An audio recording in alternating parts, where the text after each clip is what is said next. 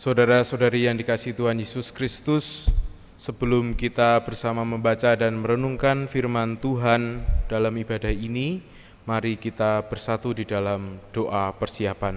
Mari kita berdoa. Ya Allah kami, Sang Sabda yang sejati, pada kesempatan yang indah ini ya Tuhan, di Minggu Pentakosta, bersama kami akan membaca dan merenungkan Sabda Tuhan. Kami mohon tuntunan Tuhan, supaya kami dapat dimampukan untuk mengerti, memahami, dan menjadi pelaku-pelaku firman Tuhan di dalam kehidupan kami. Untuk hamba-Mu yang akan Kau pakai sebagai sarana untuk menyampaikan kebenaran firman Tuhan, kiranya Engkau perlengkapi dengan kuasa Roh Kudus. Begitupun dengan saudara-saudara kami yang akan mendengarkan firman Tuhan ini, kiranya Tuhan pakai mereka sehingga boleh menjadi sarana berkat di dalam kehidupan mereka kelak.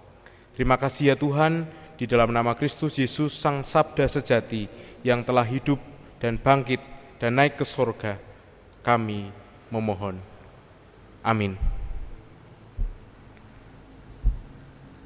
Saudara-saudari yang dikasihi Tuhan Yesus Kristus, bersama kita akan membaca Injil Yesus Kristus menurut Injil Yohanes, pasal yang ke-7, ayat 37 sampai 39. Injil Yohanes pasal 7 ayat 37 sampai 39, demikian firman Tuhan. Dan pada hari terakhir, yaitu pada puncak perayaan itu, Yesus berdiri dan berseru, "Barang siapa haus, baiklah ia datang kepadaku dan minum. Barang siapa percaya kepadaku, seperti yang dikatakan oleh kitab suci, dari dalam hatinya akan mengalir aliran-aliran air hidup." Yang dimaksudkannya ialah roh yang akan diterima oleh mereka yang percaya kepadanya. Sebab roh itu belum datang, karena Yesus belum dimuliakan. Demikian pembacaan firman Tuhan. Yang berbahagia ialah mereka yang mendengar dan melakukan di dalam kehidupan sehari-hari. Haleluya, amin. Saudara-saudara yang dikasihi Tuhan Yesus Kristus, tidur adalah kebutuhan dasar manusia. Manusia dewasa butuh 8 jam lamanya untuk tidur demi menjaga kebugaran kesehatannya. Artinya, ada 1/3 waktu dalam sehari dihabiskan untuk tidur. Porsi ini begitu menakjubkan. Manusia diciptakan untuk sengaja menghabiskan sebagian besar dari porsi kehidupannya yang selama 24 jam dengan tidak melakukan apa-apa atau niraktivitas. Jika tidur yang cukup itu tidak dilakukan, maka kesehatan fisik kita akan terganggu. Energi jadi cepat habis, kita menjadi tidak produktif dalam belajar dan berkarya. Dan pastinya juga akan mengganggu relasi kita dengan orang lain. Bisa cepat marah, depresi, stres, dan lain sebagainya. Dalam sebuah buku yang saya baca, dikatakan di sana bahwa tiap tahun lebih banyak kecelakaan terjadi oleh pengemudi yang sedang mengantuk daripada oleh pengemudi yang sedang mabuk. Sebuah survei yang dilakukan oleh National Sleep Foundation menemukan bahwa 49% dari orang dewasa di Amerika memiliki masalah tidur. 1 dari 6 orang merupakan penderita insomnia kronis. Dan seorang dokter di Amerika juga mengatakan bahwa kebanyakan resep obat yang ditulis adalah untuk mengobati orang-orang yang bermasalah dengan tidur. Lalu pertanyaannya adalah, apa yang menyebabkan orang itu susah tidur? Ada banyak hal, mulai dari teknis tidur, cara mengatur jam tidur, disiplin agenda tidur, dan disiplin agenda-agenda dalam sehari, dan juga memanage stres, mengelola stres. Nah, orang yang stres berkelanjutan bisa dipastikan dia tidak bisa tidur dengan nyenyak atau kurang tidur. Atau juga bisa tiduran di kasur tetapi matanya ketap-ketop dan pikirannya kemana-mana. Nah, itu yang terjadi. Di balik sebuah aktivitas tidur, ternyata kita bisa tahu, ternyata mempengaruhi banyak aspek kehidupan kita. Secara khusus juga mempengaruhi kehidupan iman kita loh Bapak Ibu Saudara-saudara.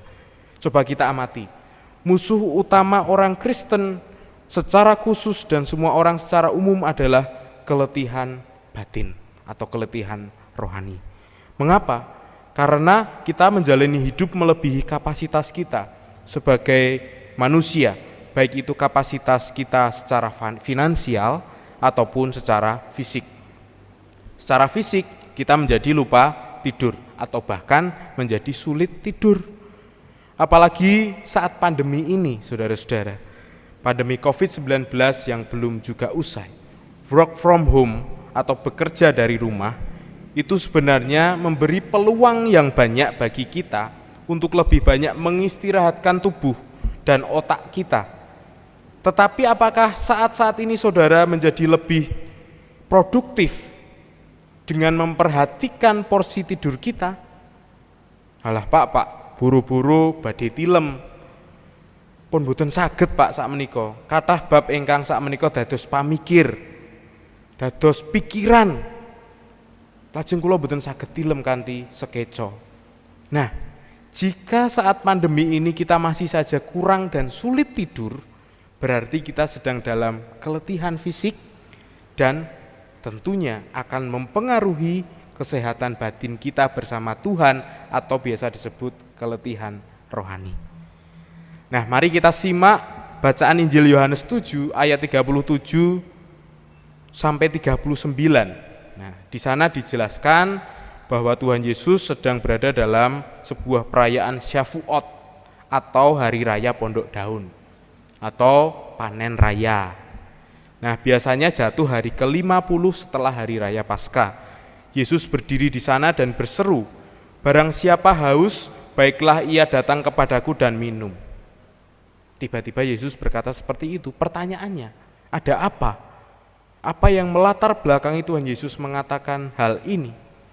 Nah, ternyata saudara-saudara, Yesus membaca sebuah gejala psikologis, sosial, dan keagamaan yang terpancar dari raut muka para orang-orang yang datang dalam perayaan tersebut.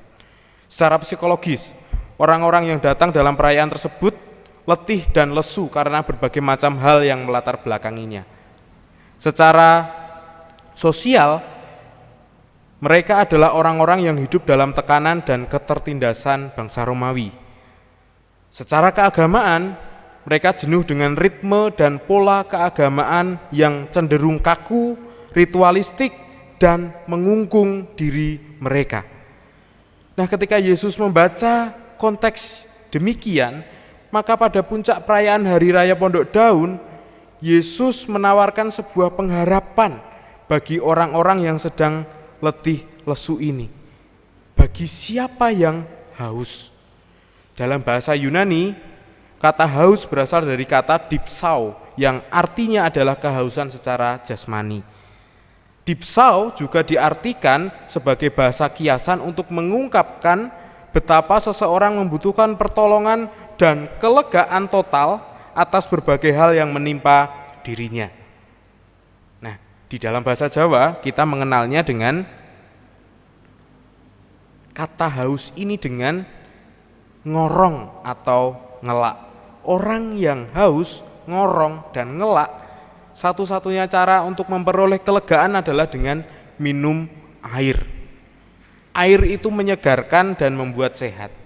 Dilansir dari sebuah berita di media sosial, setiap manusia itu membutuhkan 8 gelas air putih setiap hari atau sekitar 2 liter supaya kebutuhan tubuhnya tercukupi. Nah, secara sederhana Tuhan Yesus menggunakan analogi air dan kegunaannya untuk melegakan kehausan, ini untuk menawarkan sebuah pengharapan bagi siapapun yang kehausan, supaya datanglah kepadanya. Namun Yesus tahu bahwa bukan secara harafiah lahiriah kata haus itu dipahami, tetapi secara lebih mendalam, yaitu kehausan batin, kehausan rohani. Oleh karenanya Tuhan Yesus memberi sebuah catatan penting, yaitu bukan dia yang haus saja, tetapi juga dia yang percaya kepada Yesus. Dikatakan di ayat 38, barang siapa percaya kepadaku, seperti yang dikatakan oleh kitab suci, dari dalam hatinya akan mengalir aliran-aliran air hidup. Orang yang haus belum tentu percaya, tetapi orang yang percaya kepada Yesus, ketika ia haus, ia tahu harus pergi kemana untuk mencari kelegaan. Nah, pertanyaannya adalah siapa dan apa itu aliran hidup?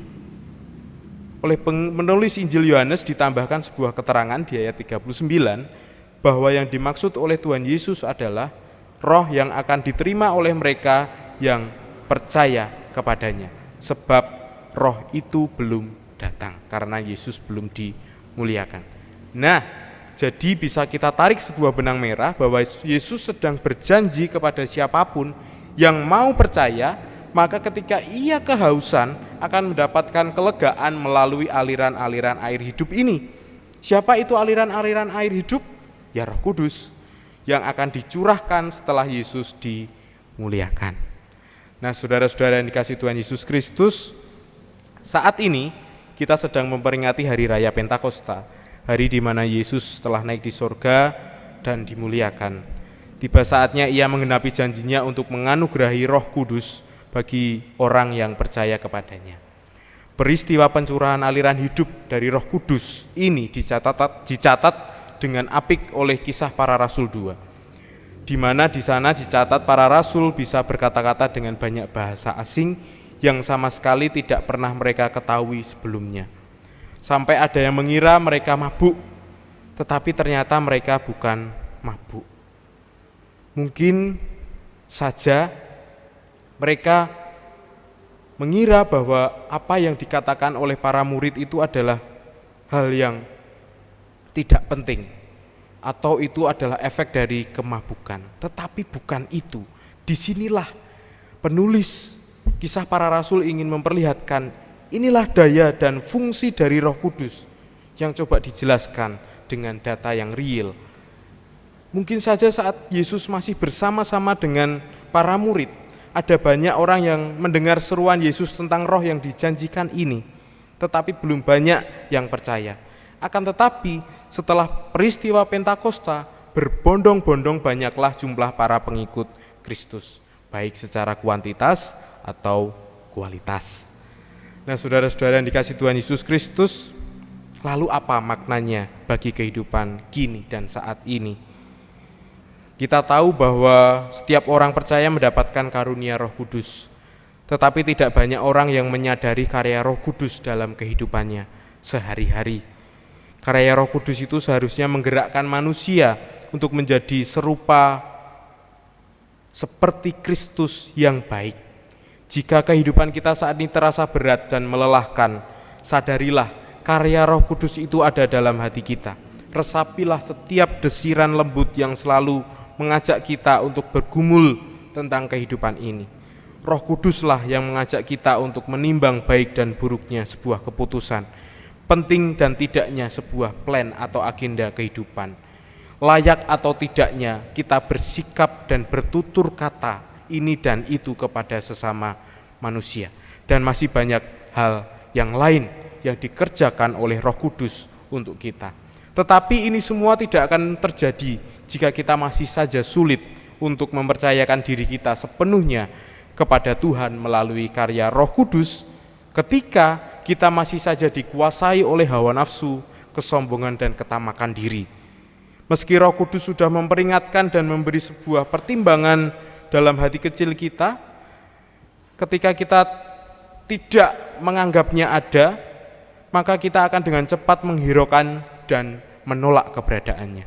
Maka dari itu, terimalah Roh Kudus sebagaimana fungsi dan caranya ia mengajar, mengisi dan membentuk kehidupan kita.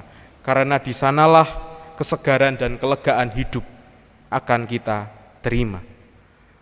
Nah, mari kita sadari bahwa dalam hidup kita, seperti sebuah nyanyian, Kawula kesandung sarta dawa karono lungkrah sulaya kang kula ungseni namung Gusti. Gusti, wit senyo kula mangge basuki. Mlampah piyambak datan dumugi Gusti, mugi nglantinga mrih gesang maedai sesami. Wah kamulyaning asma Paduka. Tetap semangat wahai para pejuang kehidupan, tetap berpengharapan kepadanya dan terimalah Roh Kudus dalam hati kita yang akan memampukan dan menolong kita. Tuhan memberkati. Amin. Kita masuk dalam saat teduh.